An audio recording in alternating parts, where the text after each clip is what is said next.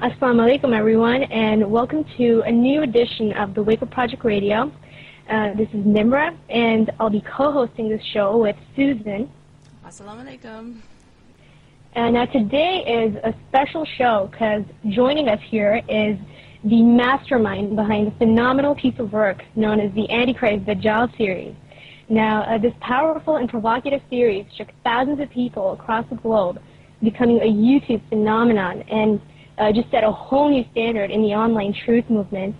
And as many of you may already know, it also served as the original inspiration behind the arrivals after having faced countless threats and being shut down 4 times. And it was what essentially triggered the awakening of so many people around the world, particularly the Muslim community. And to say that this series is merely an encyclopedia of conspiracy theories would be a huge understatement, because it really offers so much more than that. And it is truly the most genuine and life-changing series out there. So without any further ado, it is my honor to introduce to you all the founder of Hashems Films, Mr. Abdullah Hashem. So how are you doing, Abdullah?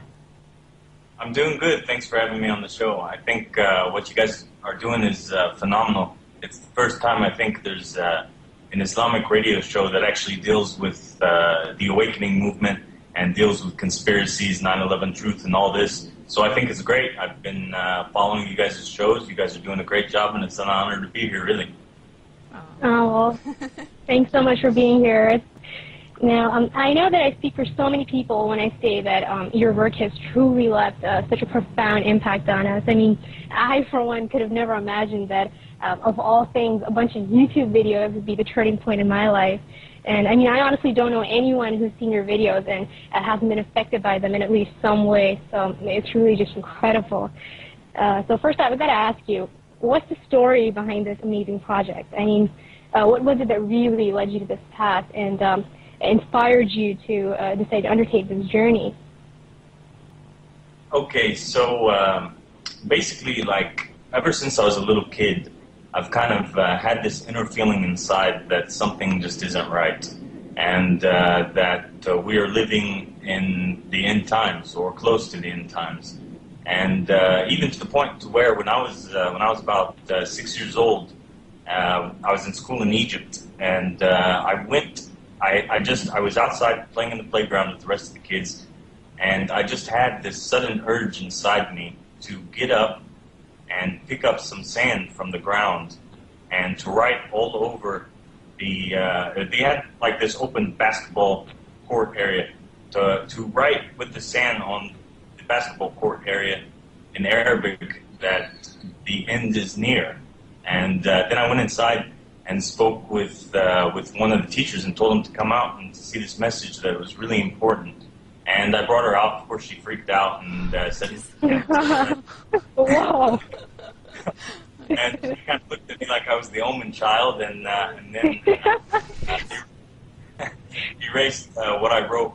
And ever since then, I've just kind of been fascinated with the end times and stuff. And then as I grew older and I moved to the United States, I kind of, drifted off into my period of jahiliyyah and got involved with school, with college, with making a career, filmmaking, all these different things.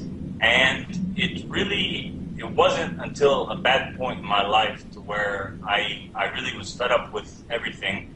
And after working with people in Hollywood and of this sort, you sort of get introduced into the occult rituals that they're involved in.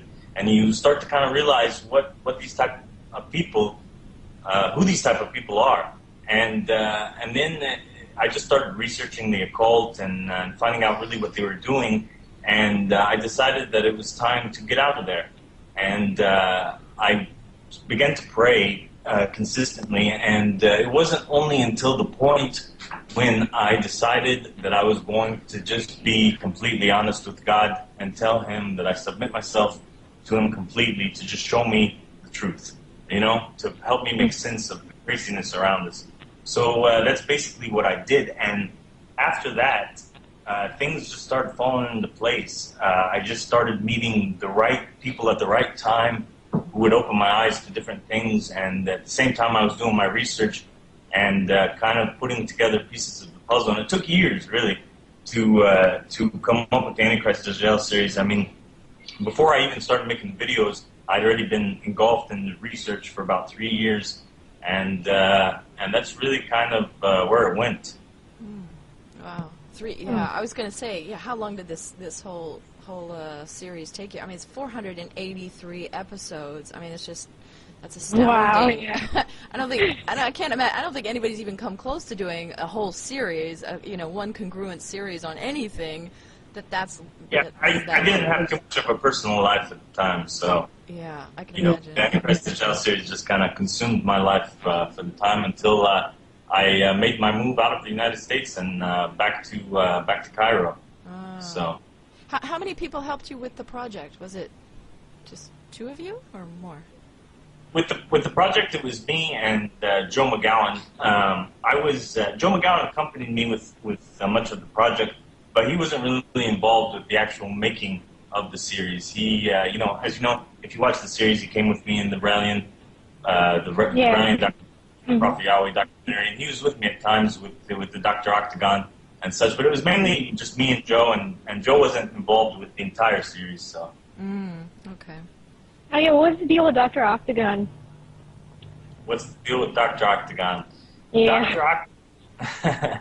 It's really kind of a long story, but Dr. Octagon was one of those characters that kind of showed up in one of those weird moments at the right time at the right place, and he opened my eyes up to a lot of things, but he had a different vision for what he wanted to do. I'd rather not speak too much about him because you saw how it went in the series, and so I'd like to kind of stay away from that topic. But sure, okay. Now, you've delved into some places in the series where few people have ever dared to venture before, which makes it all the more controversial. So obviously there's some information which is pretty hard to swallow, and I'm going to be honest with you, some of it was just pretty dark and intense. I mean, in fact, we were discussing with Akranar when we interviewed him, and I think he put it perfectly when he described the whole process of watching your series like swallowing a box of razors. So why is it that, you tend to focus so much on the negatives as opposed to the positives? Or, does it even matter?